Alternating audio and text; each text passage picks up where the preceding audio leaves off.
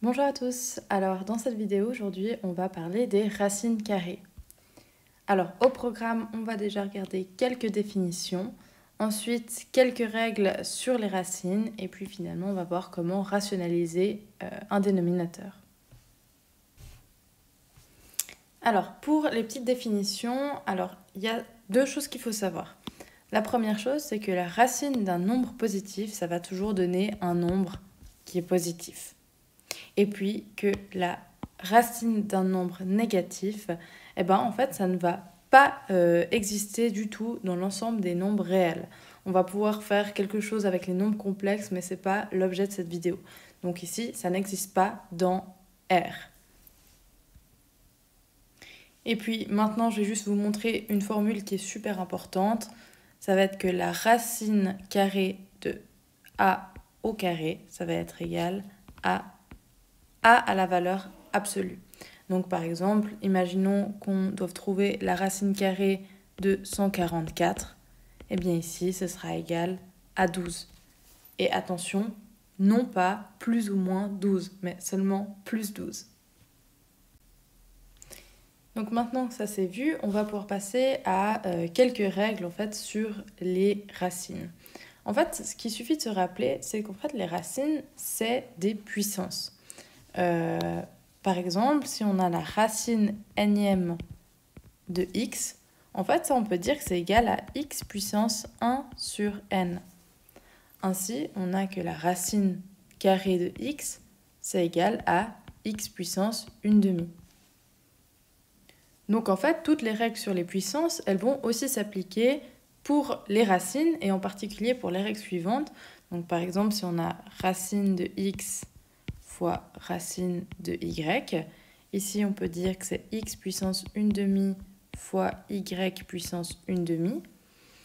Et puis ça, avec la règle sur les puissances, on sait que c'est la même chose que x fois y puissance 1/2. Et puis ça, si on repasse en racine, c'est comme si c'était la racine de x fois y. Donc, on voit qu'on peut regrouper en une seule racine tout ça. De la même manière, si on a la racine de x divisée par la racine de y, on peut dire que c'est x puissance 1/2 divisé par y puissance 1/2. Et ça, avec les règles sur les puissances, c'est comme si on avait x sur y le tout à la puissance 1/2. Et c'est la même chose que la racine de x sur y. En fait, toutes ces règles, elles vont être utiles pour simplifier les racines. Par exemple, si on a la racine de 20 et qu'on a envie de simplifier tout ça, on peut dire que la racine de 20, c'est égal à la racine de 4 fois 5, par exemple. Ici, pourquoi je mets 4 fois 5 ? Parce qu'on voit que 4, c'est déjà quelque chose qui est au carré. On sait que c'est 2 au carré. Donc il faut essayer de faire apparaître des carrés lorsqu'on fait des simplifications. Donc, racine de 20, c'est la même chose que racine de 4 fois 5. Et ça, je peux dire du coup, grâce à cette règle ici, que c'est égal à la racine de 4 fois la racine de 5. Et puis là, on sait que la racine de 4, c'est 2. Donc, 2 racines de 5. Donc, je le rappelle, quand on essaie de simplifier une racine, on va toujours essayer de trouver, de faire apparaître en fait un carré lorsqu'on simplifie le tout. Donc ici, dans l'occurrence, c'était le 4. Alors maintenant qu'on a vu ces quelques règles, on va voir comment on peut rationaliser le dénominateur. Alors là, avant de parler de ça, je pense qu'il est déjà important de regarder qu'est-ce qu'un nombre rationnel et qu'est-ce qu'un nombre irrationnel. Alors, si je prends par exemple racine de 3, alors là, ça va être un nombre qui est irrationnel. Pourquoi ? En fait, parce qu'on ne va pas pouvoir l'écrire sous la forme d'un ratio, c'est-à-dire de la division de deux nombres entiers. Donc racine de 3 est irrationnelle. Par contre, si je prends racine de 4, alors là, on voit bien que ça va être un nombre rationnel.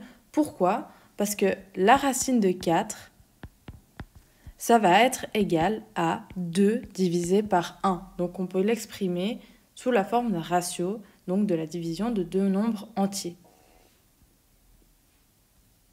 Et maintenant qu'on sait ça, le but, ça va être de rendre rationnel un dénominateur. Donc là, en fait, ça va être de faire en sorte que ce dénominateur, il ne contienne plus de racines. Et on s'entend, s'il y a racine de 4, ça va quand même être rationnel, vu que racine de 4, ça fait 2. Je parle bien de racines du type racine de 3. Et du coup, la technique pour rendre rationnel un dénominateur, ça va être la multiplication par le conjugué. Alors, qu'est-ce que c'est que le conjugué? Alors, si le dénominateur, ça va être de la forme A, le conjugué, ce sera égal à A également. Si le dénominateur, ça va être de la forme A plus B, eh bien, le conjugué, ça va être de la forme A moins B. Et puis, si le dénominateur est de la forme A moins B, le conjugué, ça va être A plus B. Alors pour ça, on va avoir 2 exemples pour que ce soit beaucoup plus clair. Alors, premier exemple, si j'ai quelque chose du type 5 divisé par racine de 3. Alors ici, on voit bien qu'on est sur quelque chose qui est irrationnel, vu qu'on avait dit que racine de 3, c'était irrationnel. Et puis, quelle était la technique pour rendre rationnel justement ce dénominateur? On a vu que c'était de tout multiplier par le conjugué. Et puis ici, le conjugué, on voit bien que c'est quelque chose du type A. On n'a qu'un seul nombre ici.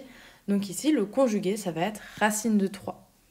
Vu que le dénominateur, c'est racine de 3, c'est quelque chose de ce type, on se retrouve bien avec la même chose. Donc ici, on va multiplier tout simplement le haut par racine de 3 et le bas par racine de 3.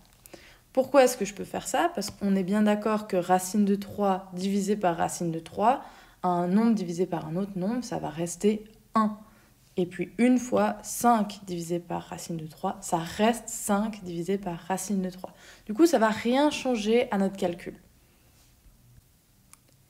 Ici, on va donc pouvoir dire que c'est égal à 5 racine de 3 divisé par racine de 3 fois racine de 3.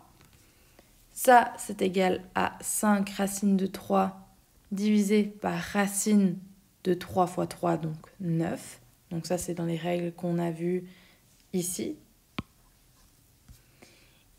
Et puis, ça, on peut dire que c'est égal à 5 racine de 3 divisé par 3.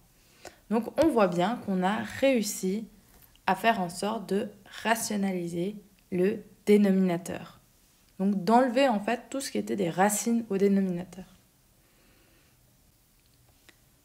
Deuxième exemple, si je me retrouve avec 5 divisé par racine de 5 moins 2 par exemple. Alors ici, on voit bien que le dénominateur, il est du type A moins B. Donc on est dans ce cas-là. Et on voit que le conjugué, ça va être quelque chose du type A plus B. Du coup, on va pouvoir multiplier par le conjugué qui sera racine de 5 plus 2 divisé par racine de 5 plus 2.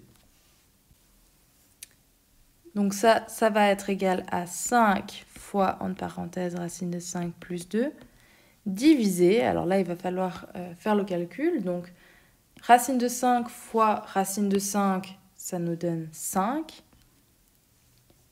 plus racine de 5 fois 2, ça fait plus 2 racine de 5,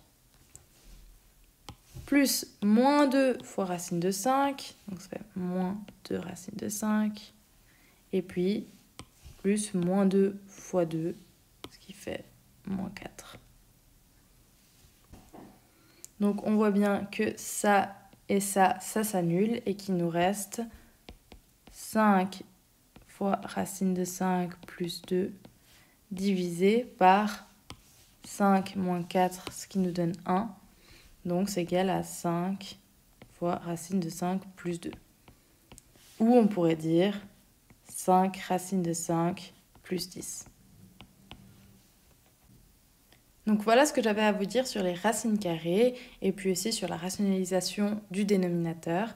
Donc cette vidéo est terminée, j'espère qu'elle vous aura plu et si c'est le cas, je vous invite à vous abonner à la chaîne et aussi à nous laisser un petit pouce bleu. Merci à tous pour avoir regardé cette vidéo et à la prochaine.